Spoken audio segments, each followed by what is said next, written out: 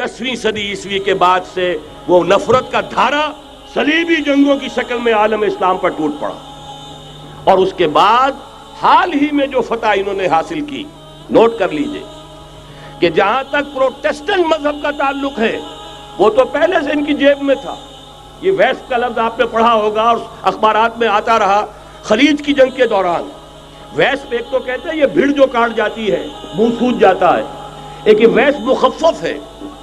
White Anglo section Protestants, सबसे पहले यहूद ने उन्हें शिकार किया, अपना आलाकार बनाया। यही वजह है, आपको मालूम है 1917 में अंग्रेजों के जरिए से उन्हें यह इजाजत मिली कि फिलिस्तीन में जमीनें भी खरीद सकते हैं, जायदादें भी खरीद सकते हैं। बालफोर डिक्लेरेशन, इंग्लिस्तान का वजीर खारजा था जिसने कि ये इजाजत दिलवाई है।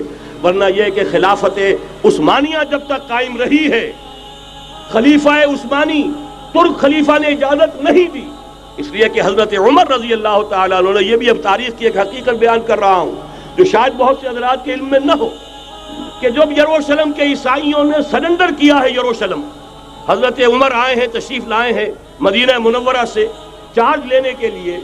उस वक्त जो ट्रीटी लिखी गई है, जो मुआहदा हुआ है, उसमें वहां के यहूदियों, यहाँ के ईसाइयों ने तय कराया था कि यहाँ आप यहूदियों को आबाद होने की इजाजत नहीं देंगे।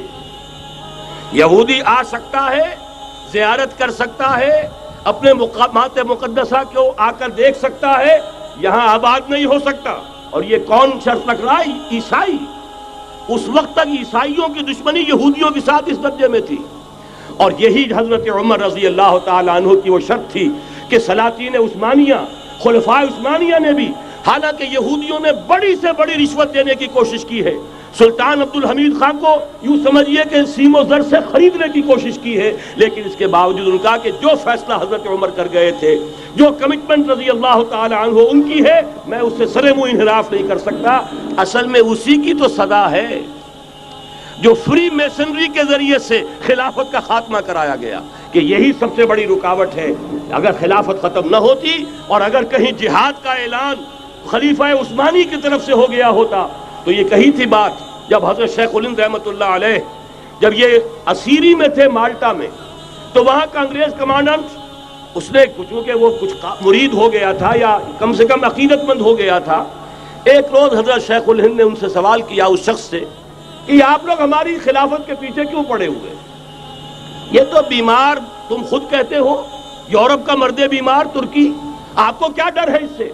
आप क्यों इस बेचारी खिलाफत के डर पे हैं? उस शख्स ने जवाब दिया था, मौलाना इतने भोलपन के साथ बात ना कीजिए, हम भी जानते हैं, आप भी जानते हैं, अगर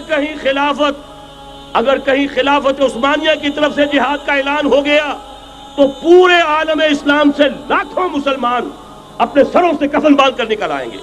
आज इस गए गुजरे दौर में भी इस कमजोर और यूं समझिए कि नाम नेहाद खिलाफत के अंदर इतनी जान है, इतनी ताकत, लिहाजा उसको खत्म किया गया। और खत्म कराया गया किन के जरिए से? वो जो मुसलमान कहलाते हैं थे फ्री मेसन, मुस्तफा कमाल पाशा फ्री मेसन, और उसके जरिए से इन्होंने सारे काम जो करवाए वो दर हकीकत अपनी साजिशों के जरिए से और मुसलमानों को इस्तेमाल करके करवाए। बहरहाल बात लंबी हो रही है। पहली बात तो यह है कि वही नक्शा उस वक्त का आज भी है जहां तक यहूदियों का ताल्लुक है, लेकिन फर्क ये वाक़ हो गया कि उस वक्त ईसाई यहूदियों के ताबे नहीं थे, बल्कि ईसाइयों और यहूदियों के माबैन दुश्मनी थी। आज यहूदी ईसाइयों पर मुसल्लत हो चुका है। फरंग की रगे जहां पंजे यहूद में है, और आज के फरंग का लीडर अमेरिका है। अमेरिका का सदर यूं समझिए कि वो इन यहूदियों का गुलाम है। मजाल नहीं कि उनकी मर्जी से इधर से उधर हो जाए, और अगर कोई गलती से इधर से उधर हो जाए तो उसका पत्ता चाक हो जाएगा। आप देखिए क्या हशर हुआ है बुश का, हालांकि बहुत बड़ा हीरो बनकर निकला था गल्फ वॉर से, लेकिन जरा सा एक बयान दे दिया था कि जो इसराइल को पसंद नहीं आया, तो जो इलेक्शन में चारों शाने चित हुआ है उसका जो हशर हुआ है वो देख लीजिए। तो पहली बात तो ये समझ लीजिए कि आज भी यहूदी, ये न्यू वर्ल्ड ऑर्डर है, न्यू वर्ल्ड ऑर्डर, और इसमें ईसाई दुनिया उसकी आलाकार है। अब सूरत हाल क्या है? ईसाई दुनिया, मैं एक बात बता रहा था बीच में रह गई, कि जहां तक प्रोटेस्टेंट ईसाई थे वो तो पहले इनके हाथ में थे। हाल ही में इन्होंने जो फतह हासिल की है وہ کیتھولک عیسائیت کو بھی اپنے ہاتھ میں لے لیا ہے۔ چنانچہ پوپ صاحب نے فرمان جاری کر دیا ہے کہ ہمارے خداوند یسوع مسیح کے قتل کی ذمہ داری ان یہودیوں پر نہیں ہے، بری کر دیے گئے۔ 1900 برس کے بعد، بلکہ 2000 برس کے قریب ہو گئے، انہیں ایگزونریٹ کر دیا گیا، ایبسالو کر دیا گیا، ان پر ذمہ داری نہیں۔ نتیجہ یہ نکلا ہے کہ ابھی چند مہینے پہلے جو مذاکرات صلح کے ہو رہے تھے، جن میں یاسر عرفات بھی تھے اور یہ اسحاق رابین گیا ہوا تھا واشنگٹن، وہاں سے واپس آیا ہے تو روم میں رک کر پاپائے روم سے ملاقات کر کے تشریف لائے ہیں، انہیں دعوت دی ہے کہ یروشلم آئیے، اور ویٹیکان نے تسلیم کر لیا ہے اسرائیل کو، اور ویٹیکان کا اب جو ہے ایک ایمبیسی، اس کا جو ہے سفارت خانہ وہ یروشلم میں بننے والا ہے، اور پوپ صاحب بھی وزٹ کرنے والے ہیں۔ گویا کہ یہ گٹھ جوڑ اب مکمل ہو چکا، اب کہیں اس میں کوئی کمی نہیں رہی۔ اس یونائٹڈ فورس کے ساتھ یہ نیو ورلڈ آرڈر اس وقت عالم اسلام پر حملہ آور ہے۔ اب اس میں نوٹ کیجئے کہ اس وقت کی فضا ہے کیا۔ عالم اسلام میں سے عالم عرب ان کے شکنجے میں جا چکا، کیوں بنا کر کھڑے ہوئے ہیں اسرائیل کو ماننے کے لیے اور سر تسلیم خم کرنے کے لیے۔ انہیں بلا کر میڈرڈ میں پیش کیا گیا یہودیوں کے سامنے کہ تم جن کے ساتھ ایک ٹیبل پر بیٹھنے کو تیار نہیں تھے، میڈرڈ میں آؤ، آؤ اپنا قبرستان دیکھو، یہ اسپین کی سرزمین جہاں تم نے 800 برس حکومت کی تھی، یہ تمہارا قبرستان، یہاں آؤ اور بیٹھو اور ان کے ساتھ بات کرو۔ گئے تھے کہ نہیں تمام فرنٹ لائن سٹیٹس میڈرڈ میں؟ حالانکہ کوئی بین الاقوامی کانفرنس کبھی میڈرڈ میں نہیں ہوئی، یا تو یہ واشنگٹن میں، بعد میں وہ سارے معاملات واشنگٹن میں چلے، شروع وہاں سے کیا۔ اس لیے کہ نیوز ویک کا کچھ عرصے پہلے کور سٹوری جو تھی 1992 is the year of Spain. Why? 1592 was the year of the fall of Granada. 1492 میں 1492 میں غرناطہ کا سقوط ہوا، اور پورے آئیبیرین پیننسولا سے ایک ایک مسلمان بچہ نکال کر ختم کر دیا گیا، یا زندہ جلا دیے گئے، یا تہہ تیگ کر دیے گئے، یا جہازوں میں بھر بھر کر۔ اور آپ کو معلوم ہے میڈیٹرینین کی حیثیت کیا ہے، خلیج ہے، ایک معمولی سی خلیج، ادھر سے اسپین کا ساحل قریب آ جاتا ہے، اسپین کے ساحل سے جہازوں میں بھرا اور نارتھ افریقہ کے ساحل کے اوپر پھینک کر آ گئے۔ پورے ہسپانیہ میں جہاں 800 برس مسلمان کی حکومت رہی، ایک بچہ بھی مسلمان نام کا موجود رہا۔ یہ تھا 1492، اور اب آیا تھا 1992۔ 1992 is the year of Spain۔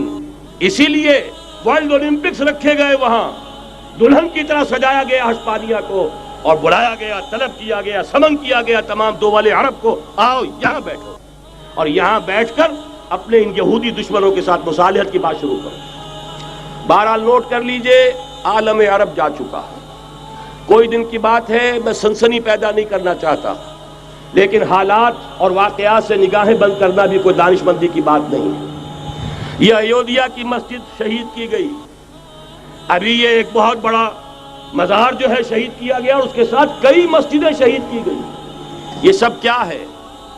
یہ مسلمانوں کی نفس دیکھی جا رہی ہے کہ کوئی غیرت اور حمیت نام کی کوئی شے باقی ہے؟ جیسے علامہ اقبال نے وہ نظم لکھی تھی، عبدالقادر روہیلا بڑا ظالم جفاجو کینہ پرور تھا، لیکن یہ کہ اس نے جو ایک ٹیسٹ لیا تھا کہ وہ جو عورتیں ہیں تیموری خاندان کی، ان میں کوئی رمق رہ گئی ہے؟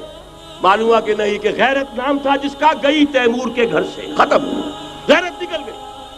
اسی طرح ایودھیا کی مسجد، اب چرار شریف، اور یہ کوئی دن کی بات ہے کہ اب مسجد اقصیٰ کا نمبر آیا کہ آیا، اس کے لیے پوری تیاریاں ہو چکی ہیں۔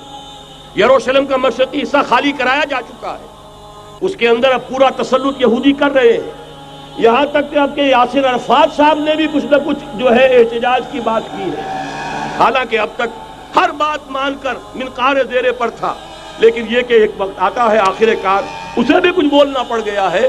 لیکن یہودی اب پیچھے قدم ہٹانے والا نہیں ہے، ان کا تھرڈ ٹیمپل، تیسری مرتبہ ہیکل سلیمانی تعمیر ہونا ہے، نوٹ کر لیجئے، ان کے لیے وہ وہی کچھ ہے جو ہمارے لیے کعبہ ہے، ان کے لیے ہیکل سلیمانی بالکل وہی حیثیت رکھتا ہے جو ہمارے لیے کعبہ۔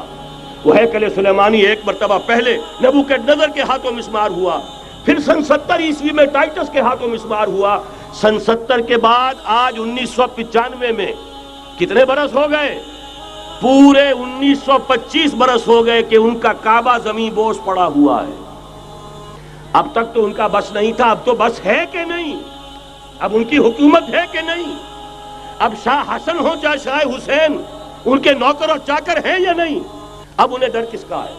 لہذا کوئی دن کی بات ہے، مسجد اقصی شہید ہوگی اور ٹیمپل کی تعمیر شروع ہوگی۔ یہ تو بہرحال ایک نقشہ ہے۔ اگلا نقشہ آپ کو بتانا چاہتا ہوں، ایک دوسری تصویر ہے۔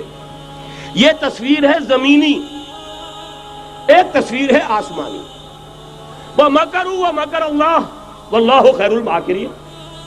انہوں نے اپنی سی تدبیریں کی، اللہ نے اپنی تدبیر کی، اور ظاہر بات ہے اللہ کی تدبیر سے بہتر تدبیر کس کی ہوگی؟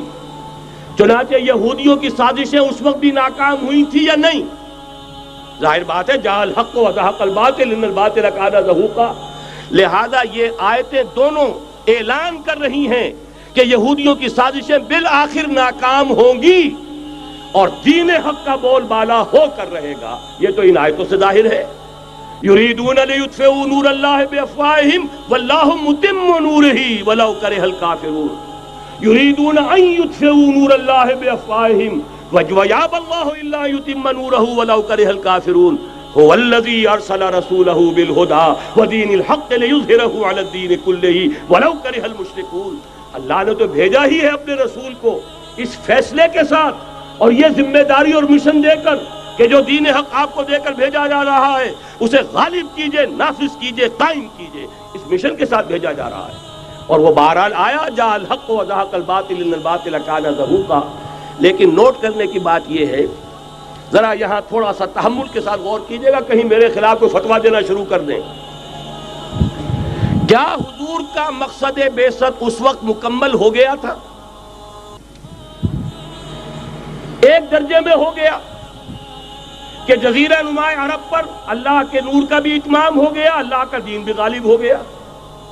ہو گیا کہ نہیں ہو گیا؟ لیکن کیا محمد الرسول اللہ صرف عرب کے لیے بھیجے گئے تھے؟ قرآن کہتا ہے ببانگ دہل وما ارسلناک الا کافۃ للناس بشیرا ونذیرا۔ اے محمد صلی اللہ علیہ وسلم، ہم نے نہیں بھیجا ہے آپ کو مگر پوری نوع انسانی کے لیے بشیر اور نذیر بنا کر۔